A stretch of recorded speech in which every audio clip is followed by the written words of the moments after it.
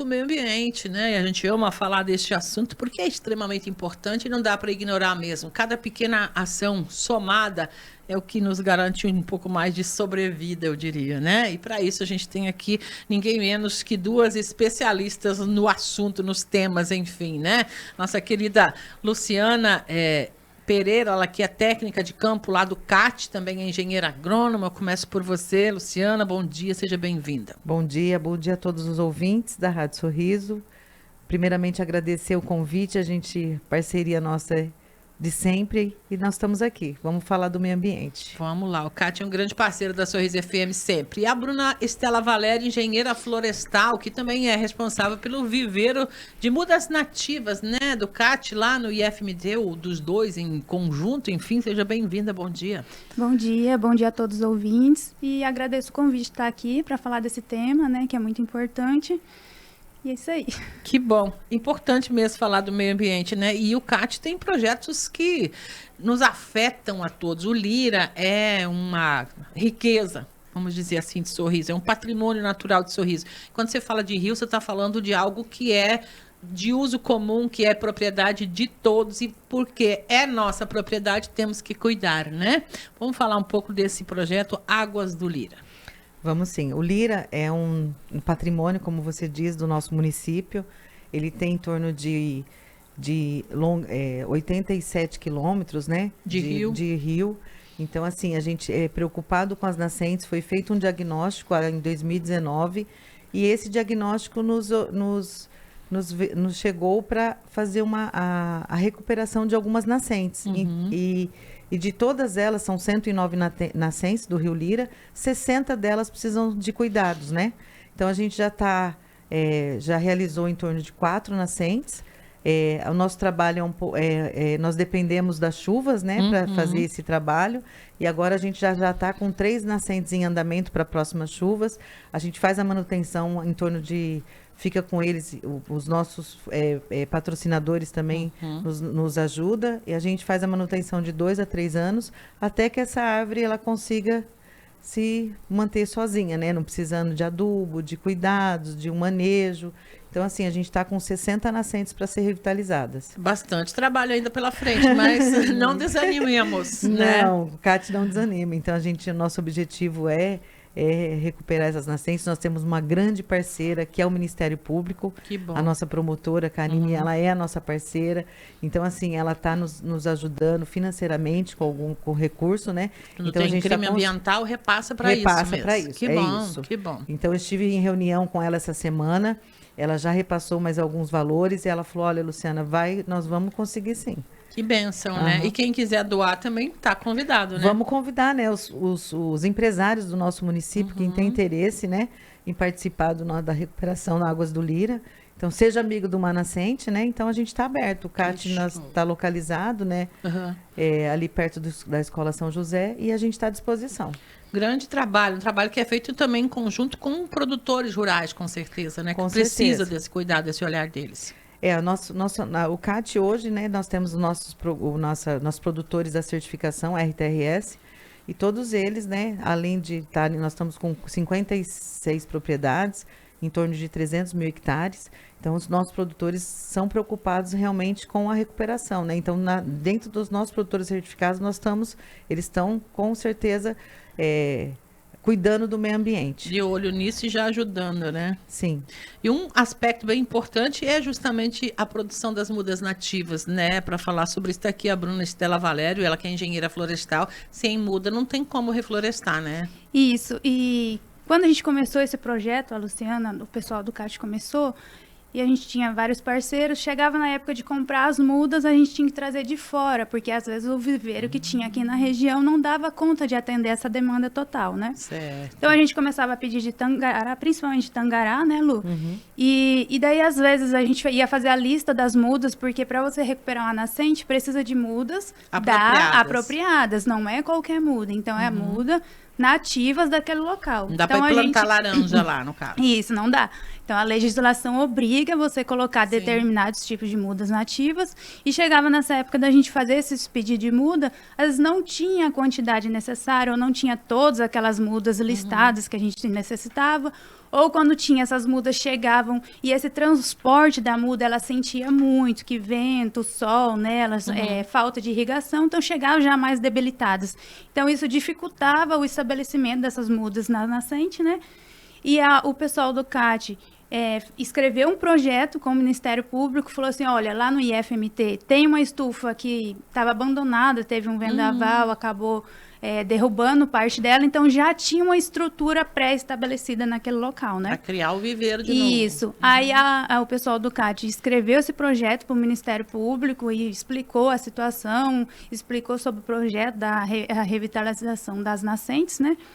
Então, eles gostaram e a gente... Então, é uma parceria entre o CAT, o Ministério Público e o IFMT. A gente reformou a estufa, fez tudo, fez as bancadas, pediu tudo e a gente conseguiu montar esse viveiro. O viveiro hoje a gente é para produzir até 14 mil mudas ano. Então, assim, né? Bastante coisa. E além das nascentes também a gente está vendo outros projetos, outras destinações para essas mudas. Então, assim, agora a gente tem as nossas próprias mudas. Está em pleno vapor agora. Isso, está em pleno vapor. Então, fica também o convite, quem quiser ir lá estar conhecendo, para estar vendo de perto, no IFMT. E outro destaque importante desse viveiro é que além dessa produção de mudas e estar atendendo essas nascentes, também vai servir para os alunos, né?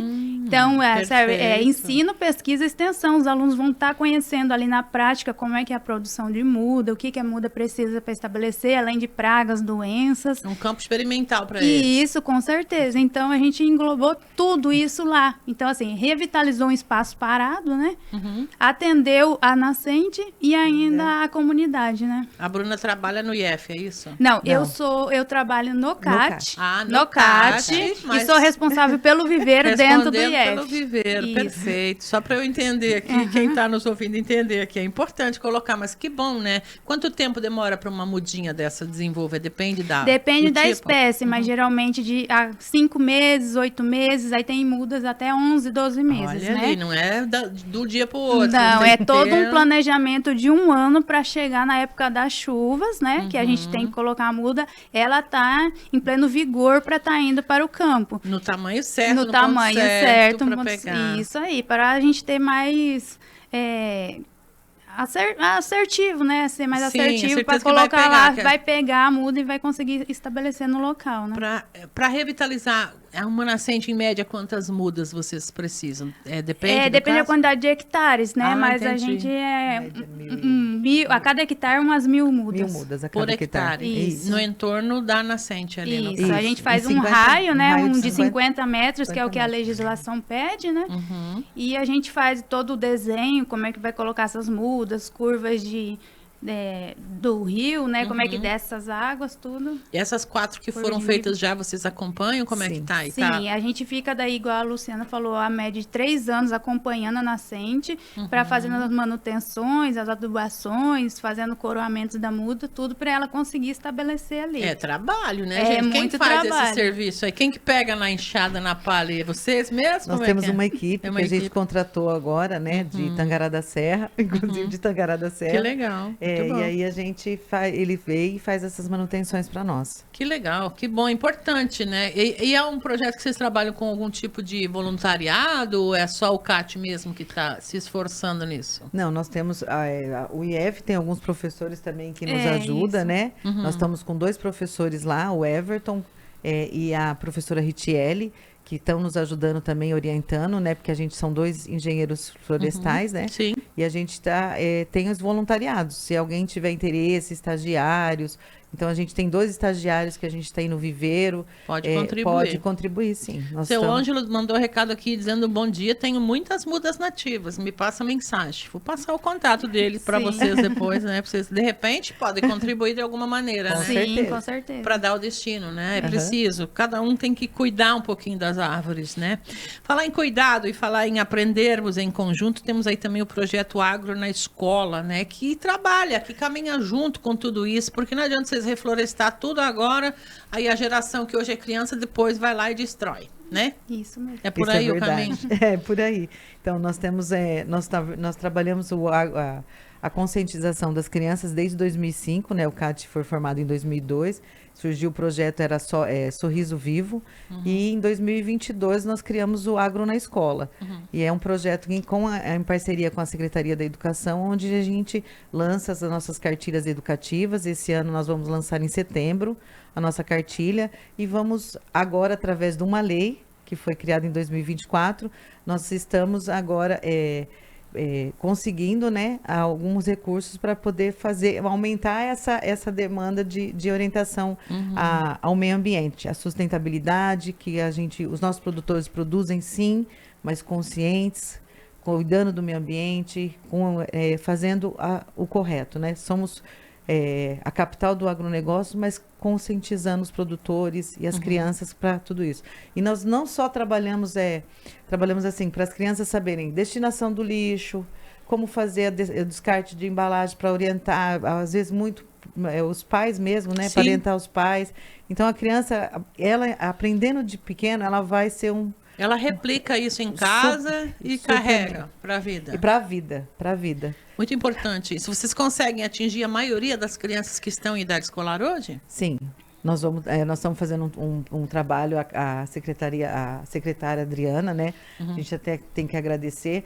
Nós passamos para ela já a nossa cartilha, ela já leu nossa cartilha, para a gente poder fazer esse lançamento, e vamos trabalhar com todas as escolas, a idade de 4º a 5º ano, até 6º ano, né? Para atender a literatura da cartilha, né? Perfeito. Então, vamos trabalhar as municipais, privadas, vamos trabalhar todas as crianças do nosso município. Foi muita gente já até agora, né? Desde, se falou 2000 e quando que foi 2005. criado? 2005 para cá. Começou, É muita criança muita que já criança foi. já. Já tem adulto já. Como tem, já me falaram. Já tem adulto Sério? falando. Você já cruzou? Olha, já conheci uma área de vocês de recuperação. Já tive olhando a cartilha de vocês. Isso é muito legal. Vocês levam crianças para o campo também com esse projeto? Sim, tem nas nascentes, né? Tem esse trabalho, vai lá, visitação. acompanha, vem uma visitação. Nas nossas áreas de restauro. E como nas fazendas, nas fazendas certificadas. Legal. Para eles verem o dia a dia do dia a dia de uma propriedade rural, como que é a nascente, como que o olho d'água, então assim... Como que planta também, como que planta, faz levamos criança para fazer plantio. Criança, faz o plantio, eles mesmos. Estão controlando, tem umas salas de aula controlando o tamanho, né? Então elas levam uma fita médico que elas plantaram e foram lá no próximo planta ano. delas. Que legal. A árvore adotada por elas aí. Muito bom isso, né? Como é que é a reação dessas crianças diante disso, lá ao vivo? Os olhos delas brilham. Ela fala, olha como é que ela cresceu, olha como é que ela está grande, enorme, né? Então, assim, a satisfação do CAT com essa criança falando, vendo como que ela que plantou, ela que está vendo o crescimento. Olha, ela está maior que eu. Que né? legal. É muito interessante, é muito bom, muito bom. Fantástico isso, né? É importante a gente ressaltar um projeto ou projetos, né, como estes que o CAT desenvolve num dia como hoje, porque nós ainda vemos, infelizmente, eu disse antes, teve essa semana notícia de cidadão que foi conduzido pela polícia por estar descartando irregularmente resíduo à beira da rodovia. O que acontece quando a gente tem esse descuido, esse relaxo, essa falta de capricho com a natureza? Vocês como profissionais, o que nós podemos dizer? A gente fica assim muito triste, na verdade, porque a gente vê realmente que as pessoas não têm consciência de onde, se tem coleta seletiva, se tem... Por que descartar, né? Por que? Não faz sentido mais. Não faz sentido mais. Igual né? Não faz sentido mais, porque a informação tem para todos, sabe a consequência que isso pode gerar e não faz por não querer mesmo, é a única explicação, né? Vamos falar um pouco dessa consequência que isso faz. Eu cresci na roça lá em Santa Catarina e era proibido lá na casa, minha mãe até hoje, você permitir que uma sacolinha plástica saísse voando, porque tinha vaca solta no pasto lá, e ela dizia, a vaca vai comer a sacola e vai morrer a vaca. Era assim, o ensinamento, né, simples da roça pra gente, mas lição que se traz até hoje. Que consequências tem o meu resíduo descartado de forma errada no meio ambiente? Então, dentro da cidade já vai para os bueiros, começa a entupir os bueiros, você vê enchente. A gente hoje não sofre tanto, mas alguns pontos da cidade a gente já vê isso acontecer, né? Depois vai para os rios, o peixe pode comer isso daí, vai começar a ter mortalidade desses animais, né? Então, é uma consequência, vai acarretando ao longo do tempo. Vai pro Pantanal, vai pro mar, vai tudo, vai longe. Vai tudo, vai longe. Ontem mesmo uma reportagem numa praia, você pensa assim, lá na Indonésia não vai me afetar. Mas, gente, se começou lá, pode acontecer em qualquer lugar, né? Uma praia que virou um lixão. A praia inteira virou um lixão, um depósito de lixo, porque as correntes marítimas levam todo o lixo para aquele local. Mas que tristeza você ver algo que era tão lindo acontecer isso, né? E isso a gente vê aqui, se a gente vai ali no Telespires, no Lira, você pode chegar ali e você vai ver lixo, né? Infelizmente, né? Em que pesem iniciativas. Essa semana ainda a gente vai falar com o pessoal do Rotary que todo ano passa catando lixo na beira do rio, resíduo na beira do rio, mas eles têm um projeto lindo, né, de limpeza do Rio Lira, né, e faz todo ano. A gente até quer, na verdade, eles são nossos parceiros também, o Rotary a gente está aberto também. E aí ele faz toneladas de lixo. Então as pessoas querem aproveitar o rio, mas não querem levem a sua sujeira embora, né? Levem embora. E eu acredito que a gente tem que começar de casa, né? Cada um fazendo a sua parte.